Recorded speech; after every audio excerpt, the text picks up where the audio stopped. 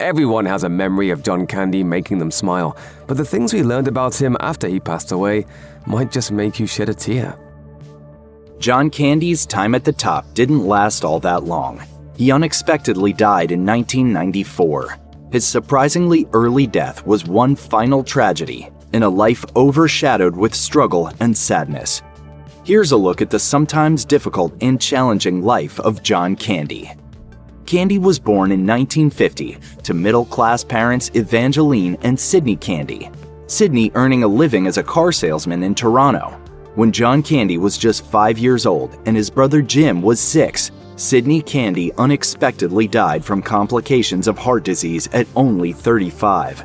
The knowledge that his father died from a delicate heart stuck with Candy for his entire life.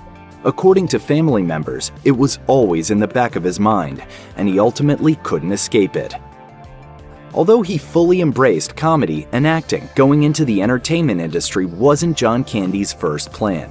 He was initially an athlete, playing offensive tackle on his high school football team in the Toronto area, and according to The Hollywood Reporter, he harbored dreams of going pro someday. Any hopes of playing in the Canadian Football League, such as for the Toronto Argonauts, dissipated when a severe knee injury permanently ended his playing days. But he never entirely put football aside. Being a movie star afforded Candy the opportunity to become a part owner of a CFL team, and his favorite one at that, the Toronto Argonauts.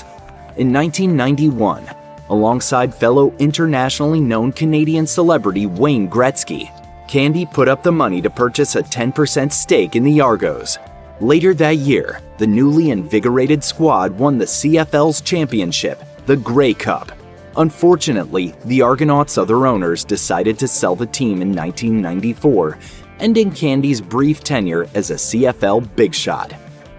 The Second City comedy troupe, with branches in Chicago and Toronto, proved so successful and popular that, in 1976, the Canadian wing took its act to Ontario's Global Television Network. The theatrical cast that came along for SCTV is legendary, and it included Harold Ramis, John Flaherty, Eugene Levy, Catherine O'Hara, Dave Thomas, and John Candy. It aired irregularly and primarily in Canada until 1980, at which point Candy left, only to return after the show was picked up in 1981 by US-based NBC to air after Saturday Night Live. The exposure made stars out of most of SCTV's players, particularly John Candy. Portraying broad and memorable characters in films seemed like a foregone conclusion for the star, who created so many for SCTV's various iterations. Among his most beloved characters were TV personality Johnny LaRue, a dark version of Beaver Cleaver from Leave It to Beaver, Julia Child, Japanese movie monster Grogan, and the self-explanatory Harry, the guy with a snake on his face. Like the Brat Pack of teen actors who frequently worked together in 80s teen movies, funny films of the 1980s were dominated by a loose, unnamed, but obviously connected handful of actors. Almost all of them had honed their skills and found fame via Saturday Night Live and the various SCTV series. They all worked together on TV, and they continued to work together out of comfort and a shared comedic language when they moved on to big-budget films. John Candy was an important member of this club, and he stayed loyal to his comedy pals throughout his career. For example, all of his screen time as a traveling polka musician in Home Alone is spent alongside SCTV co-star Catherine O'Hara. And he has a small role in Little Shop of Horrors, which featured SCTV's Rick Moranis, Stripes' Bill Murray, and Planes, Trains, and Automobiles' Steve Martin. Candy also enjoyed a particularly special and fruitful relationship with filmmaker John Hughes. Happy birthday! Woo! He starred in a number of projects that Hughes wrote or directed, including Uncle Buck, Home Alone, Career Opportunities, The Great Outdoors, National Lampoon's Vacation, and Planes, Trains, and Automobiles. Even though he found major success in the large, lucrative world of Hollywood filmmaking, John Candy never abandoned the much smaller and more modestly budgeted Canadian entertainment industry that had given him his big breaks. In the 80s and 90s, the A-list movie star concurrently dabbled in movies and TV shows with predominantly Canadian casts. or which were not widely seen outside Canada. In 1981, Candy co-starred in Stripes, but also appeared in an episode of the Canadian Broadcasting Corporation's Tales of the Klondike. 2 years later, he cameoed as a cheery security guard in Vacation, but had a bigger role in Going Berserk, alongside SCTV pals Joe Flaherty and Eugene Levy. Candy had a big 1985, with roles in Summer Rental, Brewster's Millions, and the CBC mockumentary The Canadian Conspiracy. One of Candy's final films was the Canadian TV movie Hostage for a Day, which he also directed as it filmed in various locations across his beloved home country of Canada. Candy also sent up his own pro-Canada sentiments. One of John Candy's last completed movies was the satirical comedy Canadian Bacon, in which he was cleverly cast as a patriotic American sheriff who tries to lead an invasion of Canada. While he did appear in some of the most important and enduring comedies of the 1980s, National Lampoon's Vacation, Stripes, The Blues Brothers, and more, John Candy didn't make it into Ghostbusters, the highest-grossing comedy of the entire decade. It even starred a number of Candy collaborators, including Stripes star Bill Murray, his friend Dan Aykroyd, and SCTV colleague Harold Ramis. John Candy was actually supposed to be in the movie from the start, offered the role of lovelorn nerd-turned-unwitting keymaster vehicle Louis Tully. Director Ivan Reitman reached out to Candy with a treatment outlining the story, but the actor wasn't impressed. Reitman later recalled the comedy legend didn't get Ghostbusters, and in response tried to pitch a version of the character who would speak with a German accent. Reitman politely turned down Candy's suggestions, deeming the additions over the top and unnecessary, and so Candy bowed out of consideration. His SCTV castmate Rick Moranis got the role instead, although Candy did make a cameo in the star-studded music video for Ray Parker Jr.'s Ghostbusters theme song. John Candy's development as an actor in the 1970s and his rise to stardom in the 1980s ran concurrent with a growing problem with addictions. In 1971, at the suggestion of comedian friend Dan Aykroyd, Candy auditioned for the Second City Comedy Company. He made it into the troupe, joining the likes of John Belushi, Gilda Radner, and Bill Murray. That's when the trouble started, as Candy moved to Chicago and took up the comedy life of staying up late, drinking, and getting heavily into drugs. Unfortunately, these habits built on some other long-standing tendencies. Candy had begun smoking as a teenager, and by the time he reached adulthood, he was going through a pack a day. The legendary actor would continue smoking for the rest of his life, and that habit, combined with his drug use, would prove to be a harmful cocktail of substances. One of John Candy's closest friends and comedy idols early in his career was John Belushi. Like Candy, Belushi worked out his chops at Second City and collaborated with Dan Aykroyd, and all three starred together in The Blues Brothers and the war comedy 1941. Tragically, the hard-living John Belushi died of a drug overdose in March 1982 at the age of just 33. Candy, who like Belushi was both heavy-set and engaged in some unhealthy habits of his own, took the death extremely hard. According to the book Laughing on the Outside, The Life of John Candy, John Belushi's death was literally sobering. Actor Dan Hennessy later said that Candy saw the death of his friend and hero as a message to get his own life in order. Candy quit cocaine at that point, but the untimely demise of his friend also sent the actor into a deep funk. Friend John Stocker reported that Candy was so upset in the immediate wake that he fell into a depressive state so bad that he wouldn't leave his home or answer his phone. Health was a consistent worry to John Candy, and to those who loved the actor. His father had died from heart problems at the exceedingly young age of 35, leaving behind the possibility that Candy could die from a similar condition, and too soon at that. The actor struggled with his weight throughout his adult life. His weight reportedly usually hovered around 275 pounds, although he made great efforts to lose weight throughout his life via diets, exercise, and trainers, all of which he had a hard time sticking with. After he turned 40, he self-medicated a sudden onset of panic attacks with overeating. His weight increased, particularly after he pulled out of hosting the 1992 Canadian Genie Awards because it promoted Candy's presence with the crude tagline, quote, "We got the biggest star we could find." Before long, Candy's scale number was reportedly around 330 pounds. In addition to his tendency to overeat, Candy was also a regular smoker, which may have helped contribute to his declining health. Whether it was genetics, habits, or a combination of the two, Candy would ultimately go the way his father did and die of a fatal heart attack. In 1994, Candy reported to the set of his new film, Wagons East. The film was a Western comedy in which he starred as James Harlow, a cowboy and wagon master hired to take a group of unhappy settlers away from the brutal frontier and back to their homes on the East Coast. A box office bomb and critical failure, Wagons East was an ignominious bomb in the stellar career of John Candy and the last movie he'd ever make. On March 4th, 1994, Candy shot his final day of scenes for Wagons East and celebrated by cooking up a late-night dinner for his assistants. That night, he also called co-stars Richard Lewis and Robert Picardo just to chat, and he also phoned his young children at home back in Los Angeles to say goodnight. Then the actor headed to bed, but he never woke up. While he slept, he suffered a heart attack. John Candy was just 43, and his death rocked the entertainment world. According to The Hollywood Reporter, John Candy met the woman who would become his wife, Rosemary, in the late 1970s.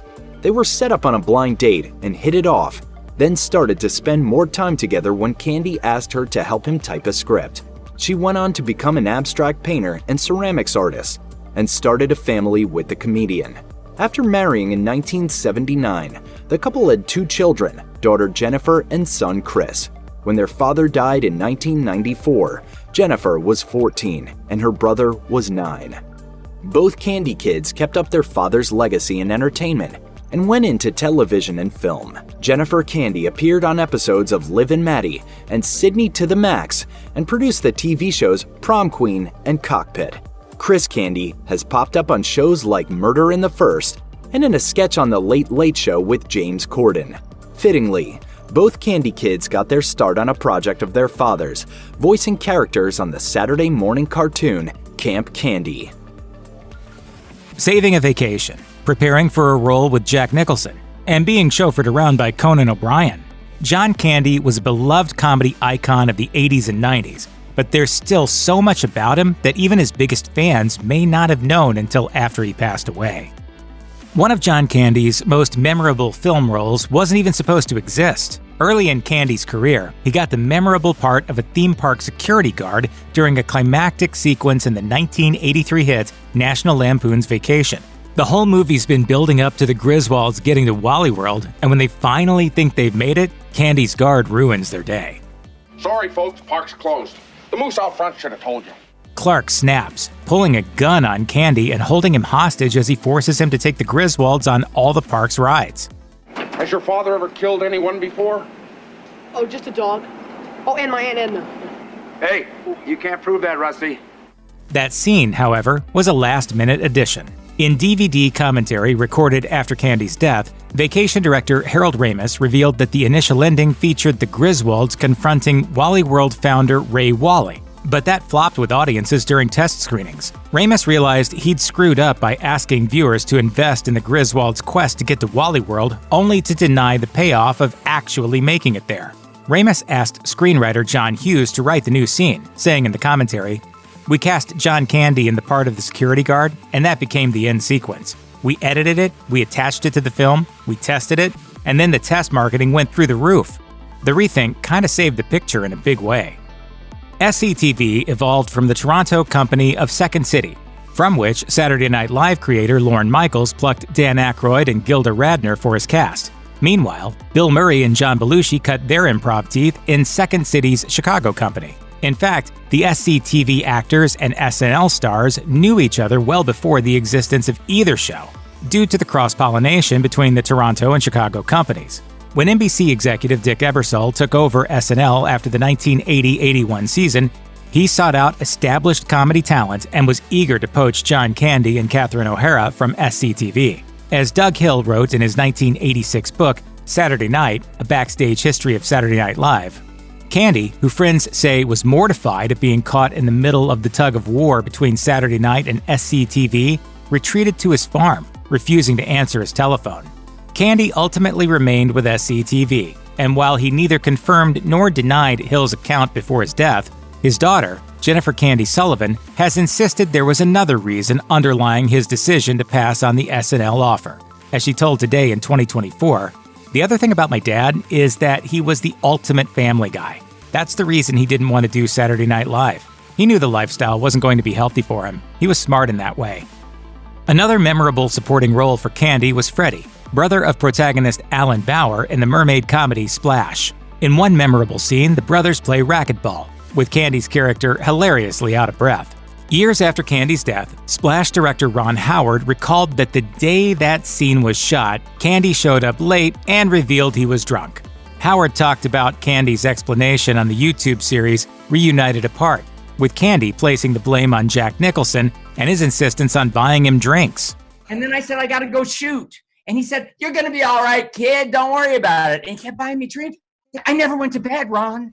Appearing on The Rich Eisen Show, Splash producer Brian Grazer noted that Candy's combination of being drunk and hungover actually worked for the scene.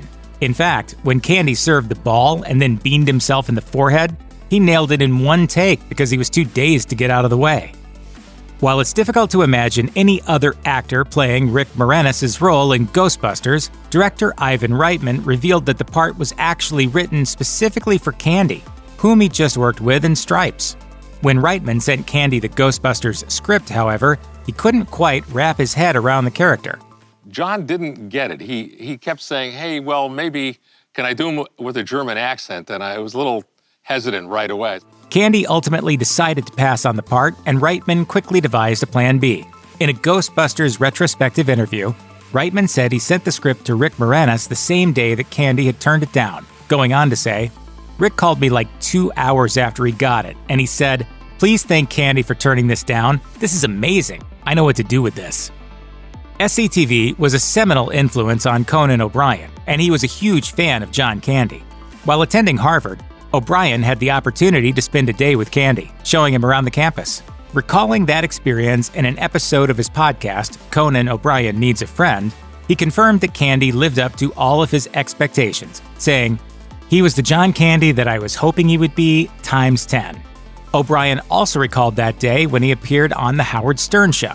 O'Brien remembered that Candy was on the Pritikin diet at the time, and he'd been charged with keeping an eye on what Candy ate.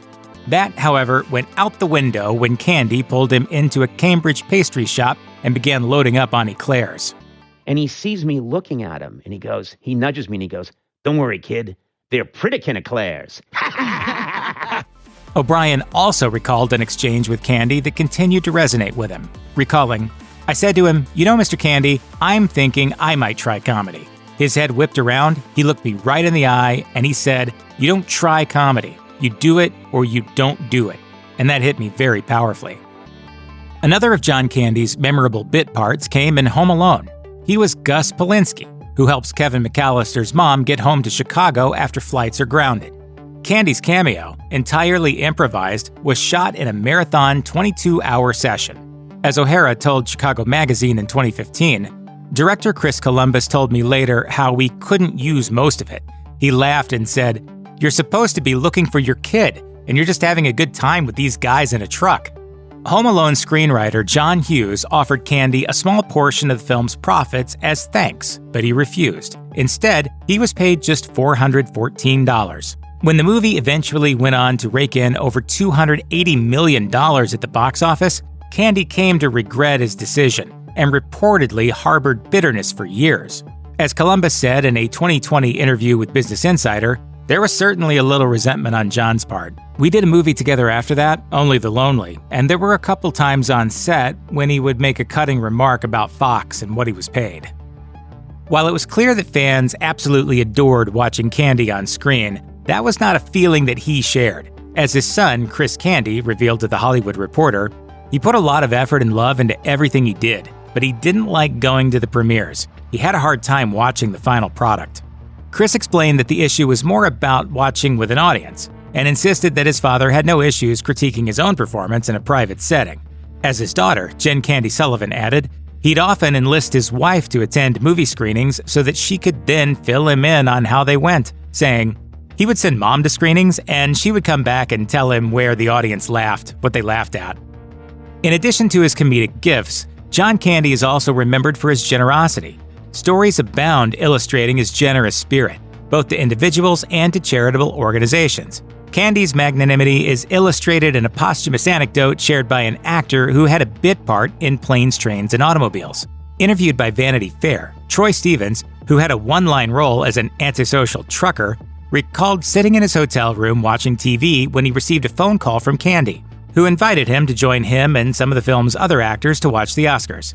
Stevens recalled cleaning himself up in the expectation he'd be joining the likes of director John Hughes and co-star Steve Martin. When he arrived, however, he discovered they weren't there, going on to explain, who was there was everybody who was like me on the movie. He went through all the down-the-ladder actors and invited them all up to his suite. And then he got like $1,000 worth of room service. Some coffee. No. Milk? No. Soda? No. Some tea? No. Lifesavers? No. Slurpee? After the Oscars ended and the party broke up, Stevens tried to contribute $200 for all the food. Candy would not have it, with Stevens recalling, and I'll remember this on my deathbed. John Candy said, Troy, that's been taken care of. When he passed away, Candy left behind a rare dramatic performance in Oliver Stone's JFK, portraying a shady New Orleans lawyer. As Candy's daughter, Jen Candy Sullivan, told The Hollywood Reporter, he put a lot of effort into that minor part, revealing, he worked so hard on that. He had a dialect coach, and he worked night and day on that script. He was so worried about it, getting that accent down. That confirms the account of author Martin Nelman in his biography, Laughing on the Outside, The Life of John Candy. It was almost all for nothing, as director Oliver Stone decided to edit Candy out of the film, which devastated the actor upon hearing about it. The film's star, Kevin Costner, was so peeved that he fought hard until Stone eventually agreed to leave Candy's part intact.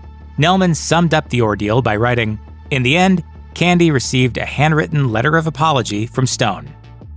During one of the low periods of Candy's career, he was in a Calgary hotel preparing to start production on Cool Runnings when he contacted screenwriter Tommy Swerdlow, who was staying in the same hotel. Swerdlow recalled visiting Candy in his room. The actor had just come off a string of bombs and was desperate for a hit that would put him back on top. As Swerdlow recalled, Candy said, I need this thing to be really good. Understand? I need it to be really good for me. I'm nobody. I'm nobody in this town. I'm nothing. I'm nobody. I'm dog boy. I'm dog boy in this town. Looking back on the encounter, Swerdlow observed that Candy was going through a kind of withdrawal after being knocked down a few rungs on the Hollywood ladder. As Swerdlow observed, poor guy was a mess. The big offers had dried up. Only someone who has experienced that kind love and adoration can so deeply feel its absence. As Swerdlow pointed out, Cool Runnings was released in October 1993, becoming a modest hit that earned largely positive reviews for Candy, who died just a few months later. Despite his stardom and apparent bravado, John Candy was desperately uncertain about his future in Hollywood. By the time he'd come to his final film, Wagons East, he'd been working non-stop for years. Candy confided to his Cool Runnings co-star Malik Yoba that he'd never once taken a vacation since he began making movies, with Yoba telling The Independent, he said it was because he was afraid he'd never work again. He was very insecure about his place in the Hollywood ecosystem. Cool Runnings director John Turteltaub confirmed Yoba's account, but insisted Candy's insecurities extended far deeper than Hollywood, explaining, I know he had fears about his career and how he was perceived by people. His whole life, John hated not being liked. He was afraid of it on a personal and professional level. In fact, Turteltaub pointed out that underlying fear explained why Candy could never turn down anything for his fans, saying, John had trouble doing that because he felt like a bad person if he didn't. That eats away at a person.